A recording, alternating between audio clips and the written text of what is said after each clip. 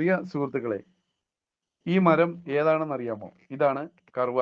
ഇത്തരം കറുവ മരത്തിന്റെ നല്ല കട്ടിയുള്ള കമ്പ് മുറിച്ചെടുത്ത് ഇതിന്റെ മുകളിലുള്ള മൊരി കളഞ്ഞ് അതിന്റെ തൊലി ചെത്തിയെടുത്ത് അവ നല്ല വെയിലത്ത് ഉണക്കിയെടുത്താൽ അത് നമുക്ക് കുറേ കാലം കേടുകൂടാതെ സൂക്ഷിക്കാം.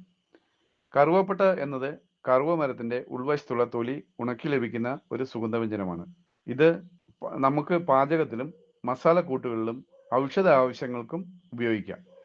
ഇതിന് ദഹനത്തെ സഹായിക്കാനും രക്തത്തിലെ പഞ്ചസാരയുടെ അളവ് നിയന്ത്രിക്കുവാനും പ്രതിരോധശേഷി വർദ്ധിപ്പിക്കുവാനും ശരീരഭാരം കുറയ്ക്കുവാനും സഹായിക്കുമെന്ന് പഠനങ്ങൾ സൂചിപ്പിക്കുന്നുണ്ട്.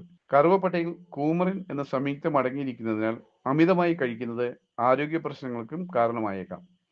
പ്രത്യേകിച്ച് കാസിയ എന്ന വിഭാഗത്തിൽപ്പെട്ട ഡ്യൂപ്ലിക്കേറ്റ് കറുവപ്പട്ട. അതാണ് നമുക്ക് മാർക്കറ്റിൽ അധികവും ലഭിക്കുന്നത്. ഭക്ഷണത്തിനും സ്വാദും മണവും നൽകാനും കറുവപ്പട്ട ഉപയോഗിക്കുന്നു.